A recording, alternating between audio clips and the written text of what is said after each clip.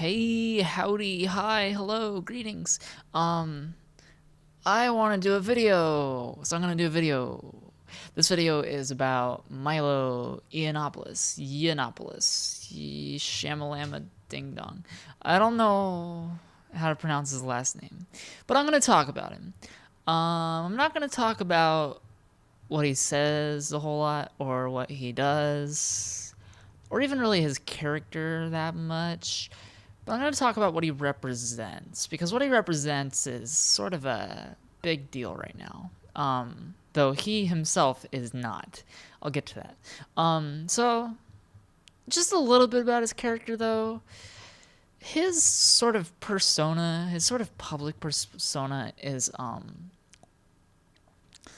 so tiresome and old and cliche at this point. I feel like if you are not aware of troll culture and trolling and trolls, then his sort of personality might come across like a new thing. But to those who are acquainted, he is essentially a spam bot on screen. He says the exact same shit that every troll says. He is very devoid of any unique personality to himself. He's basically just a Pepe Twitter egg with a bad haircut. But what he represents is more interesting because so it seems like his goal is to sort of test the boundaries of free speech in order to validate free speech. That's what he kind of projects his goal as to others, is that he is basically saying, I can do whatever I want, and you have to let me do it because I let you do whatever you want. Essentially, he's going to the very far edge of what you're allowed to say culturally. He's trying to say things that are the most offensive thing ever, but he's trying to say it deliberately to provoke his right to free speech, so that way we can sort of demonstrate that we have freedom of speech through allowing him to say that. That's kind of his end goal as he states it, not really what he does, but what he says. And that's not really important to me, but he says that, and that's sort of when people frame it that way, as that's his goal, they're kind of speaking on his terms. And I don't want to allow him the luxury of that, but I don't want to give him that credit and make this a conversation about sort of freedom of speech on those terms. Instead, I'm going to compare his tactics, which I think this is his tactics, whether or not he's intending on doing this. This is what he's doing. I'm going to compare them to another group, which I have compared. I've used in comparison before on my first video, but it's relevant here too. Creationism. So when creationism, and I think the debate is still kind of going on, the quote-unquote debate, the debate of creationism and evolution. So that was not an actual debate. There was, but creationists wanted to insert creationism into the scientific discourse and discussion on life science as a sort of means of delegitimizing evolution. And the way they approached this was the phrase "teach the controversy." The phrase "teach the controversy" presupposed that there was a controversy when in reality there never was, but they frame it as a controversy where evolution is either not true, or it's not complete, or it's questionable, and or creationism poses a threat to it in some way. And by framing it that way, where there is a controversy and we should teach it, that caused science and scientists to try to debate creationism. They basically put themselves into the scientific discussion by trying to delegitimize evolution. The thing is, people humored them. They gave them the scientific platform of a debate with an actual scientist, or with science communicators, like in the case of Bill Nye with Ken Ham, which, even though I don't think Bill Nye is a scientist of his own, I'm not sure of this. I don't know his credentials exactly, but I can tell you this much: he's a hell of a lot more credentialed than Ken Ham was.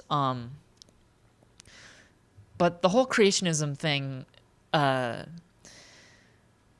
what's interesting about it is they didn't need to win. They just needed to be in the scientific discourse long enough to push their views out there and onto people more. Essentially, really, if you were to ask me, I would say that their end goal was to convince more conservative areas to remove evolution from textbooks and from teachings in high school. To convince Christians who were letting their kids go to public school to possibly remove them from science classes or from school altogether. I think that was the end goal of creationism, was not to win the debate, but to be on screen long enough to convince the people that they wanted to convince in order to change the tide in their favor. And I think that Milo is doing the exact same thing with his rhetoric and freedom of speech. So, first of all, freedom of speech is not freedom of platform. This has been well established. People have talked about this a million times. But when people frame his being taken off Twitter or not being allowed to speak at university as against his freedom of speech, they're playing on his terms. And what that does is it obfuscates the meaning of freedom of speech. Again, freedom of speech is not freedom of platform. To be more specific, when he got banned off Twitter, you sign up onto Twitter, and like with every website you sign up for an account, you agree to terms of services. It's basically like a contract. And those terms of services, when you violate them, that's why you get banned. And so you forfeited a contract, essentially, if you get banned. And so it's not censorship or removing his freedom of speech because he willingly agreed to it beforehand. And similarly, the same is true of universities, where they grant him the privilege to speak at a university, and they can take that away, and they don't have to give a reason why. There is no censorship because Milo agreed to take the privilege. It was not a right given to him.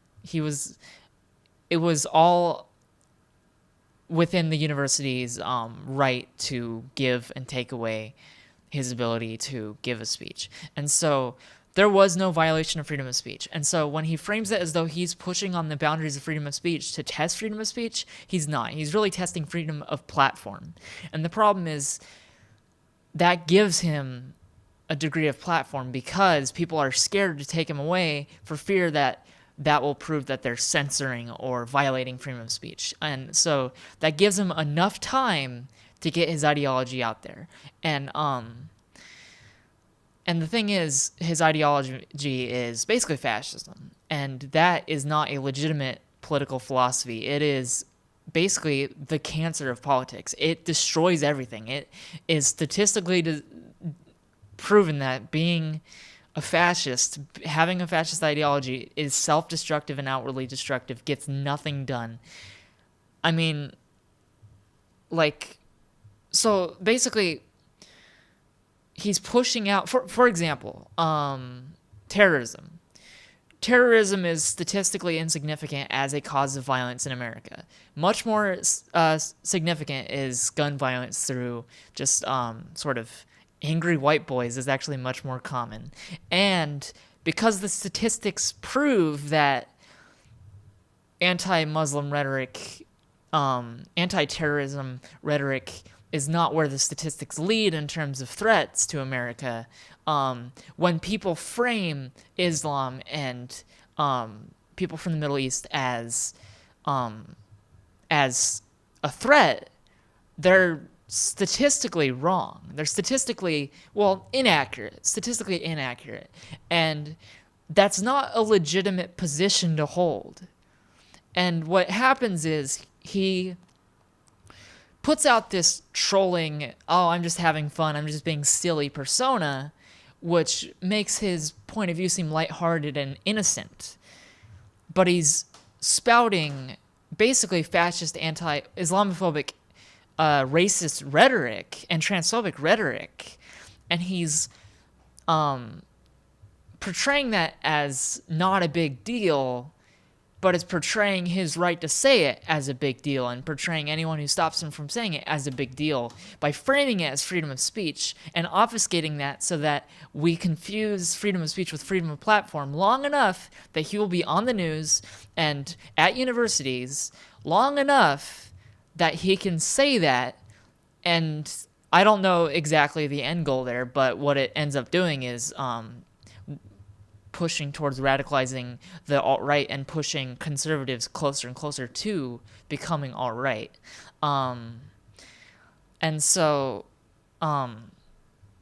basically the problem of Milo is not the problem of what is and is not freedom of speech. That is actually well defined, just like what is and is not science is well defined. The problem of Milo is also not exactly what he's saying, but more specifically the fact that we've frozen the ability to take away someone's platform out of a fear of this sort of incoherent idea that we're violating their freedom of speech. And so really, at the end of the day, what I would say is I don't have a clear solution in terms of a direct action that can be taken. Overall, I think he needs to be denied a platform. We need to get rid of his ability to speak anywhere. If he manages to be stuck with only having a YouTube channel where he spouts it, that would still be better than being on the news and being at universities. And so limiting his platform by asserting the ability to revoke that privilege, which is not a right, being able to revoke the privilege, I think that's a starting point. And as far as I'm concerned, the riots at Berkeley was a very good starting point for disempowering the tactics that Milo uses. We can't play Milo's game on his terms. We can't play that way. We have to deny him the chance to even start doing that. And once we do that, with him and with Richard Spencer and with the alt-right movement in general, once we can actually deny them the ability to legitimize their platform publicly, that is key to sort of disempowering the sort of push towards fascism that is happening right now in America. It is a bit more complicated than that. I do know a little bit about the process of being allowed to speak at universities, and it's not entirely up to the university. I mean, the university has the right to grant and revoke privileges in that sense, but there's a lot of political and social pressure from outside to avoid a political bias by allowing different viewpoints. However, as much as I sympathize with that, I think universities need to be willing to stop specifically Milo from being able to speak there, because not just because his ideology is fucked up, but specifically because he targets and harasses audience members who are attending the college. That does not create a conducive learning environment to anyone when you're allowing speakers to come in whose intention is to remove people who have paid for college from being able to attend college, not in a legal direct way, but in a sort of social pressure way. And so really we need to stop talking about whether or not Milo has the right to say it. He does have the right to say it on his own terms, on his own time, in his own platform. But he has no right to say it at universities. And that's what we need to focus on, is not allowing the freedom of speech obfuscation to happen where we are talking on his terms. We need to talk on terms of, this is just like creationism. This is not worth the time, and we're not going to humor it. And that's kind of what I think about Milo. And so his viewpoint doesn't matter to me as much as the fact that people allow him to say it in these arenas that allow that viewpoint to instill itself into other people. Anyways, that was a long rant about Milo, and I got it out of my system, and now I am happy, and everything is glorious. We should all give hugs and flowers and puppies to everyone, and please have a good day. Feel free to comment about this stuff, and enjoy your life, because I know I'm enjoying mine, and fuck fascism.